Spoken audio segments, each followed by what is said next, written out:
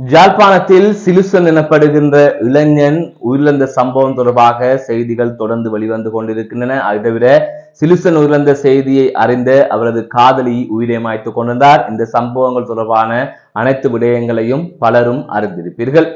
ஆனால் அந்த சிலுசன் எனப்படுகின்ற இளைஞன் கொலை செய்யப்பட்டதாகவும் அது தொடர்பாக தங்களுக்கு நீதி வேண்டும் என்றும் சிலுசனின் பெற்றோர் உள்ளிட்ட உறவினர்கள் வேண்டுகோள் விடுத்திருந்தார்கள். இந்த நிலையில் தான் அர்ச்சுனா ராமநாதன் இதற்கான நீதியை பெற்றுத்தர வேண்டும் என்று அவர்கள் கூறியிருந்தார்கள்.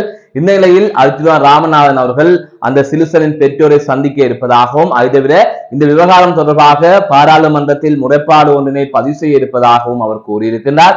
அதனை தாண்டி இந்த சம்பவம் தொடர்பாக பல விடயங்களை அவர் பகிர்ந்திருக்கின்றார். இது தொடர்பாகத்தான் இந்த தொகுப்பில் பார்க்க இருக்கின்றோம். அதற்கு முதல் JK ரிப்போர்ட் எனப்படுகின்ற இந்த யூடியூப் சேனலை சப்ஸ்கிரைப் செய்து கொள்ளுங்கள்.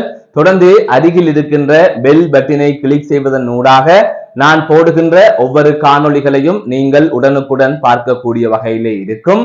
நான் நடவாசா ஜெயகாந்தன். தற்போது செய்திகளுக்குள்ளே செல்லலாம்.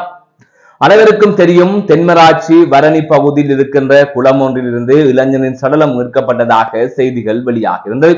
ஆரம்பத்தில் இவ்வாறுதான் செய்திகள் வெளியாகியிருந்தது. சுட்டிபுரம் அம்மன் கோயிலுக்கு பின்னால் உள்ள குளம் ஒன்றிலிருந்துதான் இவ்வாறு இளைஞனின் சடலம் மீட்கப்பட்டதாகவும் அந்த செய்தி அறிந்த அந்த இளைஞனின் காதலி உடனடியாக உயிரை மாய்த்து கொண்டதாகவும் தெரிவிக்கப்பட்டிருந்தது. இது தொடர்பாக செய்திகள் வெளியாகின்ற நிலையில் இது உண்மை காதல் அப்படி என்ற வகையிலே பல்வேறுபட்ட கருத்து கூறப்பட்டது. இன்னொரு பக்கம் இது உண்மை காதல் என்று சொன்னால் ஏன் உயிரை மாய்த்து கொண்டால் தான் உண்மை காதலா, இல்லை என்றால் உண்மை காதல் இல்லையா, எந்த காரணத்திற்காகவும் உயிரை மாய்த்துக் கொள்வது என்பது தவறு என்கின்ற கருத்தை பலர் முன்வைத்து வந்தார்கள். இது ஒரு புறம் இருக்கட்டும். இவ்வாறான சூழ்நிலை தான் உயிரிழந்த அந்த சிலுசனின் பெற்றோர் இந்த சம்பவம் என்பது ஒரு கொலை, அவர் தானாக உயிரிழக்கவில்லை, இது ஒரு விபத்து சம்பவம் இல்லை என்று அவர்கள் குற்றம் சாட்டியிருந்தார்கள். குறித்த அந்த சுட்டிபுரம் அம்மன் கோயிலுக்கு பின்னால் உள்ள அந்த குளம் என்று கூறப்பட்ட இடம் குளம் இல்லை, அது கேணி என்று சொல்லப்படுகின்றது. சிலுசனின் உயரத்திற்கு அங்கு நீர் இருக்கவில்லை என்றும் கூறப்படுகின்றது. அதாவது சிலுசன் அந்த நீரில் மூழ்கின்ற அளவிற்கு அங்கு நீரின் அளவு சிலுசனுக்கு மேலும் இல்லை, சிலுசன் அளவிற்கும் இல்லை, அதற்கு கீழே தான் இருந்தது என்று தெரிவிக்கின்றார்கள். அப்படி இருக்கின்ற போது எவ்வாறு அவர் நீரில் மூழ்கினார் என்கின்ற ஒரு கேள்வியையும் பெற்றோர் எழுப்பியிருந்தார்கள். அது தவிர அங்கு தாமரைப்பூ இல்லை, தாமரைப்பூ ஆயச் சென்றதாக கூறுகின்றார்கள். ஒரு தாமரை பூவையாவது அங்கு காட்டுங்கள். மறுநாள் காலை 2 பேர் அங்கு சென்று அதற்குள்ளே இறங்கி முழு இடமும் தேடி பார்த்தார்கள், அப்படி எதுவுமே இல்லை. அது தவிர சிலுசனின் 2 தோள் பட்டையிலும் காயம் இருக்கின்றது என்கின்ற தகவலையும் அவர்கள் கூறியிருந்தார்கள். இது ஒரு புறம் இருக்க, சிலுசனின் தொலைபேசியில் அழைப்புகள் பரிமாறப்பட்ட நிலையில் அந்த அழைப்புகள் தொடர்பான விவரத்தை அளித்திருக்கின்றார்கள், அவரது நண்பர்கள் அளித்திருக்கின்றார்கள் என்று தெரிவிக்கின்றார்கள். அதிலே ஒரு போலீஸ் உத்தியோகத்தர் ஒருவரும் இருக்கின்றார். அவர் உள்ளிட்ட 4 பேர் தான் இந்த சம்பவத்திற்கு காரணம் என்று கூறப்படுகின்றது. அதன் தொடர்ச்சியாக இவ்வாறு அந்த இளைஞனை தூக்கிக் கொண்டே பருத்தித்துறை ஆதார வைத்தியசாலையில் போட்டிருக்கிறார்கள். அப்போது இவர்களது பெயர்களை பிழையாக கொடுத்து விட்டு, அதாவது அங்கு சென்றவர்கள் அதன் நண்பர்கள் தங்களது பெயர்களை பிழையாக பதிவு செய்திருக்கிறார்கள் என்றும் கூறப்பட்டிருக்கிறது. இது தொடர்பாக ஒரு முறைப்பாடு ஒன்று பதிவு செய்யப்பட்டிருக்கிறது. இதற்கு சரியான நீதி வேண்டும் என்று பெற்றோர் கேட்டிருந்தார்கள். அர்ச்சுனா இது தொடர்பாக நீதியை பெற்றுத்தர வேண்டும் என்றும் அவர்கள் கூறியிருந்தார்கள். இவ்வாறான சூழ்நிலையில் அப்போது அர்ச்சுனா தொடர்பாக பேசப்பட்டது.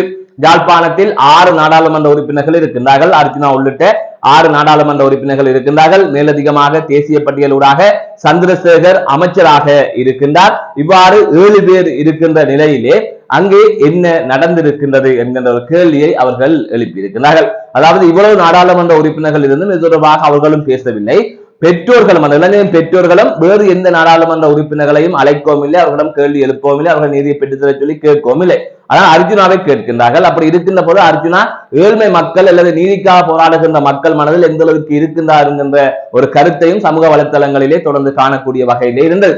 ஆகவே அவர்களின் வழி, அவர்கள் துன்பப்பட்டிருக்கிறார்கள். இந்த நேரத்தில் அர்ஜுனாவை பற்றி புகழ வேண்டிய தேவையோ அல்லது அர்ஜுனாவை பற்றி சொல்ல வேண்டிய தேவை இல்லை. ஆனால் விமர்சனத்திற்கு அப்பால் ஒரு நீதி என்று வருகின்ற போது அர்ஜுனாவை தேடுகின்ற ஒரு சூழல் இங்கு இருக்கின்றது என்கின்ற ஒரு விடயத்தை இதிலே பதிவு செய்துதான் ஆக வேண்டும். ஆகையால் இது அர்ஜுனாவை நாங்கள் புகழ்வதாக சொல்லவில்லை. ஏனைய நாடாளுமன்ற உறுப்பினர்கள் என்ன செய்து கொண்டிருக்கிறார்கள், எந்த அளவுக்கு அவர்கள் செயற்படுகின்றார்கள், எந்த ஒரு இளைஞன் கொலை செய்யப்பட்டிருப்பதாக பெற்றோர் நம்புகின்றார்கள், அது கொலையா விபத்தாக தெளிவுபடுத்த வேண்டிய பொறுப்பு காவல்துறைக்கு இருக்கின்றது. ஆகவே காவல்துறை உத்தியோகத்தர் ஒருவரும் அதை சம்பந்தப்பட்டிருக்கின்றார் சொன்னால் அரசியல்வாதிகள் அதற்கு அழுத்தம் கொடுக்க வேண்டும். ஆனால் எந்த நடவடிக்கையுமே இவருமே எடுக்கவில்லை.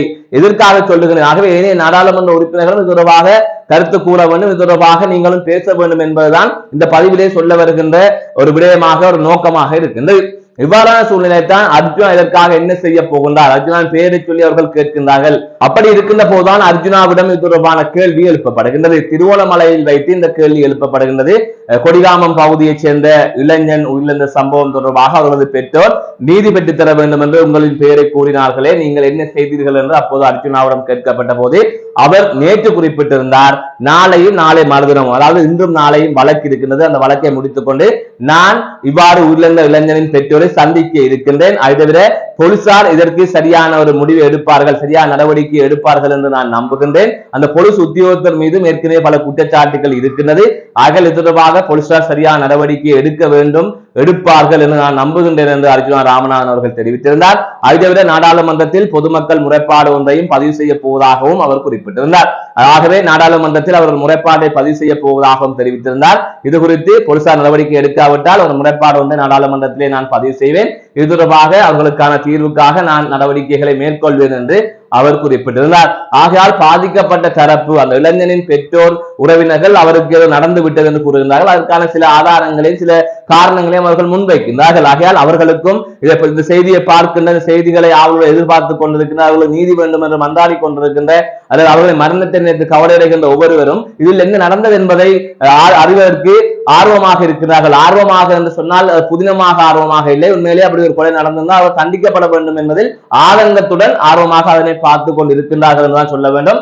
காரணம், அந்த இளைஞன் உயிரிழந்ததால் அந்த இளைஞனின் காதலியும் உயிரிழந்திருக்கிறார், அந்த இளைஞன் உயிரிழப்புக்கு பின்னால் ஒரு குழு இருக்கின்றதா என்கின்ற கேள்வி இதில் எழுகின்றது. எனவே அது தொடர்பாக தெளிவுபடுத்த வேண்டிய பொறுப்பு இருக்கின்றது. எனவே போலீசார் இதற்கு நீதியான விசாரணைகளை முன்னெடுக்க வேண்டும் என்கின்ற கருத்தையும் பலர் வலியுறுத்தி வருகின்றார்கள். அதனை தாண்டி இன்னும் ஒரு விடயத்தையும் இதிலே நான் பதிவு செய்கின்றேன். உண்மையிலே காதல் இருந்தாலோ அன்பு இருந்தாலோ ஒருவர் உயிரிழந்தால் மற்றவர் உயிரிழக்க வேண்டும் என்ற அவசியம் இல்லை.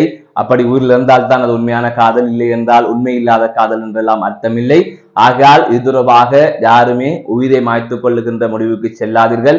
உயிரை மாய்த்துக் கொள்வது என்பது தவறான விடயம். எந்த காரணத்திற்காகவும் யாரும் உயிரை மாய்த்துக் கொள்ள வேண்டாம். அதனை தாண்டி அன்பு பாசம் என்பது இங்கு அனைவரிடமும் இருக்கின்றது. தாய் இருந்தாலோ தந்தை இருந்தாலோ காதலன் இருந்தாலோ காதல் இருந்தாலோ யாருமே இவ்வாறு உயிரை மாய்த்துக் கொள்ளுகின்ற முடிவுக்கு செல்வது என்பதை ஏற்றுக்கொள்ள முடியாது. அந்த பெண்ணின் பெற்றோர்கள் இருக்கின்றார்கள், அந்த பெண்ணுக்கும் குடும்பம் இருக்கின்றது. ஆகையால் அவர்கள் எவ்வளவு கவலைப்படுவார்கள் என்கின்ற ஒரு கேள்வியும் இதிலே இருக்கின்றது. உங்களது அன்பு பாசம் என்பவற்றை எல்லாம் புரிந்து கொள்ளக்கூடிய வகையில் இருக்கின்றது, அந்த பெண்ணின் காதலையும் புரிந்து கொள்ளக்கூடிய வகையில் இருக்கின்றது. ஆனால் அதற்காக உயிரை மாய்த்துக் கொள்ள வேண்டும் என்றோ அல்லது இவ்வாறு உயிரை மாய்த்துக் கொள்கின்றவர்களை நீங்கள் ஊக்குவிக்கின்ற போது, அவர்களை நீங்கள் கொண்டாடுகின்ற போது இதனை பார்க்கின்ற மற்றவர்களும் இவ்வாறான முடிவை எடுப்பதற்கு தூண்டப்படுவார்கள். ஆகையால் இது தொடர்பாக நீங்கள், அதாவது சமூக வலைத்தளங்கள் இது தொடர்பான தகவல்களை பரிமாறுவர்கள் கொஞ்சம் பொறுப்புடன் கவனத்துடன் பரிமாறுங்கள். உண்மை காதல் என்று சொன்னால் ஒருவரை மனதில் சுமந்து கொண்டு அவர்களின் லட்சியத்திற்காகவும் அல்லது எங்களின் குடும்பத்திற்காகவும் நாங்கள் வாழ வேண்டும். அதை தாண்டி யார் இறந்தாலும் நாங்களும் இறப்போம் என்று சொன்னால் அது சரியான முறையாக அமையாது. அதை தவிர நிறைய கடமைகள் இருக்கின்றது. ஒவ்வொருவரும் வாழ்வதற்காகத்தான் இங்கு பிறக்கின்றார்கள். அனைவரும் அதே போல இறக்கத்தான் போகின்றார்கள். இன்றோ நாளையோ கொஞ்சம் பிந்தியோ அனைவருமே இறக்கத்தான் போகின்றோம். அதற்குள் எமது உயிரை எடுக்கின்ற உரிமை எங்களுக்கு இல்லை, அது சட்டப்படியே அந்த உரிமை எங்களுக்கு இல்லை. ஆகையால் இது தொடர்பாக ஒவ்வொருவரும் சிந்திக்க வேண்டும். எனவே சரிபுலைக்கு அப்பால் ஒரு தவறான ஒரு முன்னுதாரணமான கருத்தை யாருமே சமூகத்தின் மத்தியில் கொண்டு செல்லாதீர்கள். சமூகம் சீர்கெட்டு போவதற்கு வழிவகுக்கும் என்பதுதான் உண்மை. ஆகையால் இது தொடர்பாக கொஞ்சம் பொறுப்புடன் சிந்திக்க வேண்டும். சமூக வலைத்தளத்தில் இயங்குபவர்கள் கொஞ்சம் பொறுப்புடன் செயற்படுங்கள். மீண்டும் ஒரு காணொளி சந்திக்கின்றேன். நான் நடராஜ் அஜயகாந்தன்.